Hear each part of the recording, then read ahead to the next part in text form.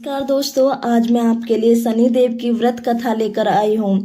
कई हजारों साल पहले स्वर्ग में 9 ग्रहों के बीच में एक सवाल को लेकर झगड़ा होने लगा। ये सवाल था, आखिर सबसे बड़ा है कौन। सारे ग्रह खुद को बड़ा कह रहे थे। होते होते बात इतनी बड़ी हो गई कि सबके बीच लड़ाई होने लगी।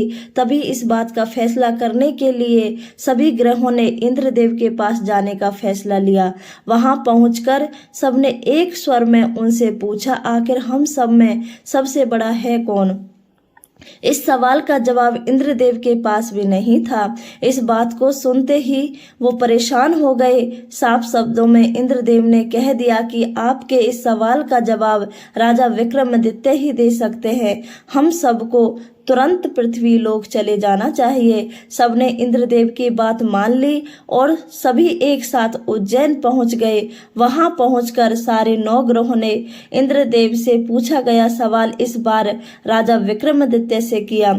ऐसा सवाल सुनकर राजा भी हैरान हो गए। उनके मन में हुआ कि हर ग्रह की अपनी एक खासियत है। हर कोई किसी धातु का देव कहलाता है और सबकी शक्ति अलग अलग व प्रभावी है। अगर किसी को बड़ा और किसी को छोटा कह दिया तो बड़ी मुश्किल हो सकती है। सोचते सोचते विक्रमादित्य के दिमाग में एक तरकीब आई। उन्होंने सभी ग्रहों का आसन बनवाकर लगा दिया। हर धातु के गुण के हिसाब से आसन लगाए गए थे, जैसे कि सोने, चांदी, कांसा, तांबा, सीसा, रांगा, जस्ता, अभ्रक और लोहा। अब इन आसनों में उनके स्वामी को बैठने के लिए कहा। सब एक एक करके अपने सिंहासन पर बैठ गए।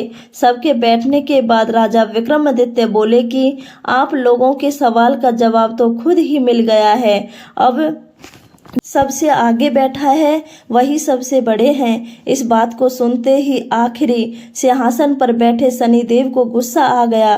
गुस्से में शनि ने विक्रमादित्य से कहा, तुमने मुझे सबसे पीछे बैठाकर मेरा अपमान किया है। तुम्हें मेरी शक्तियों का अंदाजा नहीं है। मैं तुम्हें पूरी तरह से खत्म कर दूंगा। उन्होंने आगे कहा कि सूर्य किसी राशि में 1 महीने, चंद्रमा किसी राशि में 2.25 दिन, मंगल एक राशि में 1.5 महीने, बुध व शुक्र 1 महीने, बृहस्पति 13 महीने ही रहते हैं। इन सब के मुकाबले में किसी भी राशि में 7.5 साल तक 7.5 ही बनकर रहता हूँ। कई देवता मेरे प्रकोप से पीड़ित हैं। भगवान राम को भी 7.5 का प्रकोप झेलना पड़ा। इसी वजह से वो जंगल गए थे। रावण भी 7.5 की वजह से लड़ाई में मारा गया था। अब तुम्हारी बारी है। तुम भी मेरे प्रकोप से बच नहीं पाओगे। अब ये सब देखकर अन्य ग्रहों के देवता चले गए और शनि देव भी नाराज होते हुए आगे निकल गए।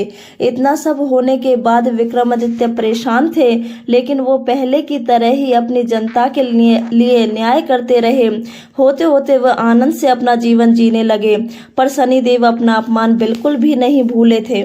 बदला लेने के मन से एक दिन शनिदेव घोड़ा व्यापारी के रूप में उज्जैन पहुंचे। वहां पहुंचते ही उन्होंने खबर फैला दी कि उनके पास खूब तेज दौड़ने वाले घोड़े हैं। इस खबर के मिलते ही राजा ने घोड़े का ख्याल रखने वाले अश्वपाल को कहा कि जाओ उससे घोड़ा खरीद कर ले आओ। वो गया और देखा कि घोड़े काफी कीमती हैं। फिर विक्रमादित्य खुद गए और एक ताकतवर घोड़ा पसंद कर लिया। उसके बाद घोड़े की गति को देखने के लिए विक्रमादित्य उस घोड़े पर सवार होने लगे। तभी घोड़ा हवा में तेजी से दौड़ा और राजा को जंगल ले जाकर छोड़ दिया। जंगल से राजा अपने नगर वापस आने का रास्ता ढूंढने लगे। उन्होंने कई घंटों तक रास्ता ढूंढा, लेकिन उन्हें रास्ता नहीं मिला और वो भूख प्यास से तड़पने लगे। कुछ ही देर में उन्हें एक चरवाहा दिखा। उससे राजा ने पानी मांगकर पी लिया और पानी के बदले में उसे अपने सोने की अंगूठी दे दी। उसके बाद राजा रास्ता पूछते हुए एक नगर पहुंचे। वहां सामने ही राजा को एक सेठ की दुकान दिखी। वो कुछ देर के लिए वहां बैठकर उस सेठ से बातें करने लगे। उसी वक्त सेठ की दुकान की चीजें बहुत तेजी से बिकने लगी। सेठ को लगा कि राजा उसके लिए भाग्यशाली है, इसलिए वो उन्हें अपने घर खाना खिलाने के लिए ले गया। घर पहुंचकर सेठ कुछ देर के लिए राजा को एक कमरे में छोड़कर बाहर गया। वहां राजा ने एक खूंटी पर हीरे का हार लटका हुआ देखा। तभी एक घंटी बजी और देखते ही देखते खूंटी ने उस हार को निगल लिया। ये सब देखने के बाद राजा बड़ा हैरान हुए।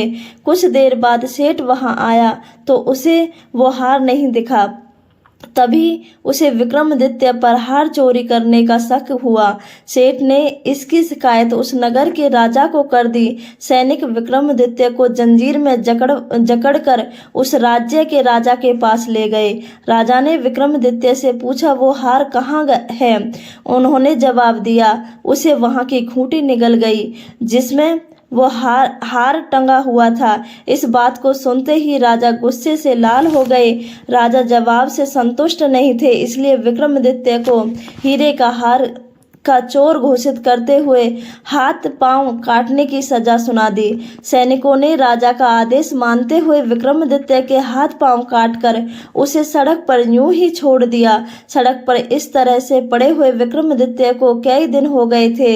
एक दिन तेली को उन पर दया आई और उन्हें अपने घर लेकर चला गया। उन्हें बैल हाँकने वाले कोलू की जगह काम दिया। अब विक्रमादित्य रोज बैलों को आवाज देकर उन्हें हाँकते थे। रोज बैलों को हाँकने का काम करने पर विक्रमादित्य को बदले में खाना मिलता था। इसी तरह होते होते 7.5 साल बीत गए। 7.5 साल बाद जब 7 खत्म हुई तो वर्षा ऋतु शुरू हो गई। विक्रमादित्य एक रात बादल और बारिश के राग वाला गाना जोर जोर से गा रहे थे।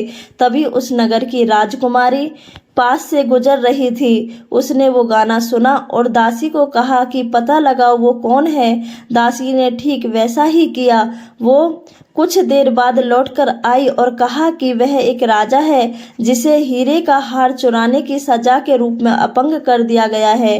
राजकुमारी को उसका बादल बारिश का राग वाला गाना खूब पसंद आया था, इसलिए उसने अपंग राजा से शादी करने का फैसला लिया। इस बारे में जब राजकुमारी ने अपने माँ बाप को बताया तो उन्होंने इस रिश्ते से इनकार कर दिया। विक्रमादित्य के संगीत पर मोहित उस राजकुमारी ने जिद पकड़ ली कि वो शादी करेगी तो विक्रमादित्य से ही, वरना वो अपने प्राण त्याग देगी। बेटी की जिद के आगे हारकर उन्होंने उसकी शादी विक्रमादित्य से कर दी। बोलो शनिदेव महाराज की जय।